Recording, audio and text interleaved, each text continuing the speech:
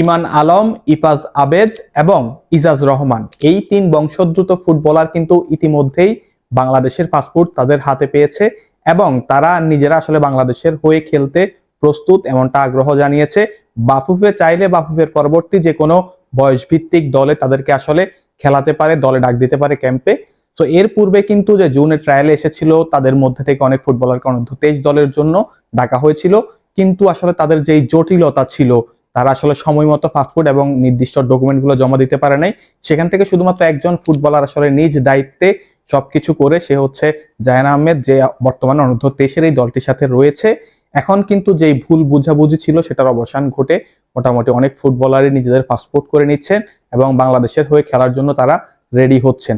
এবং এছাড়াও কিন্তু আরো এক ফুটবলার যেই ইব্রাহিম নেওয়াজ, সেও কিন্তু তার পাসপোর্ট হাতে পেয়েছেন। যাদের কথা এখন বলেছি তারা সকলেই কিন্তু জুনে অনুষ্ঠব্য যেই ট্রায়ালটি ছিল জাতীয় দলের জন্য খেলার জন্য, সেই ট্রায়ালে এসেছিলেন। তবে পরবর্তীতে আমরা শুনেছিলাম যে আমরা অনেক দর্শক আসলে ঢালাওভাবে বাফুফেকে এই বিষয়টা নিয়ে দোষ দিচ্ছিল যে বাফুফে নাকি নির্দিষ্ট সময় তাদেরকে জানায়নি বলে তারা আসলে তাদের পাসপোর্ট করতে পারেনি। যেই বিষয়টা কিন্তু ইতিমধ্যেই ক্লিয়ার হয়ে গেছে যে এটি আসলে সম্পূর্ণ আকারে ভুল।